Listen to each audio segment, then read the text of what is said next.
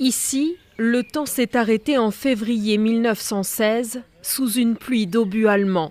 100 ans après, les ruines de l'église du village d'Orne rappellent la fureur de la bataille de Verdun. À côté, il y avait le presbytère, vous voyez la borne là-bas. Tout le long, vous aviez les maisons. Il y a encore des tonnes d'obus qui traînent dans la terre. Trop dangereux pour reconstruire. Loin des 718 âmes du début de la guerre, seuls 6 habitants ont pu revenir, mais seulement en bordure de la commune, comme Charles Saint-Vanne, en mémoire de son grand-père.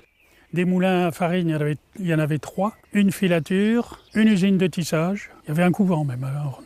9 villages de la Meuse sont rayés de la carte par la violence des combats. Verdun, c'est une bataille d'artillerie qui s'appuie sur une quarantaine d'ouvrages fortifiés, des structures construites après la guerre de 1870, car avec la perte de l'Alsace et de la Moselle, la frontière avec l'Allemagne n'est plus qu'à une trentaine de kilomètres.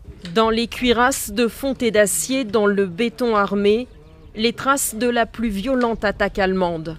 Le 23 juin 1916, sur cette plateforme de froid de terre, ils ne sont qu'une centaine d'hommes et font face. C'est le courage d'un soldat Durand qui va courir pour donner l'information à ses camarades au niveau de la batterie de 75.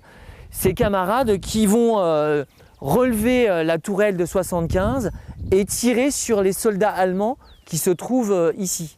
Atteinte par près de 30 000 projectiles, la plateforme de froid de terre résiste, dernier rempart majeur verrouillant l'accès nord avant Verdun.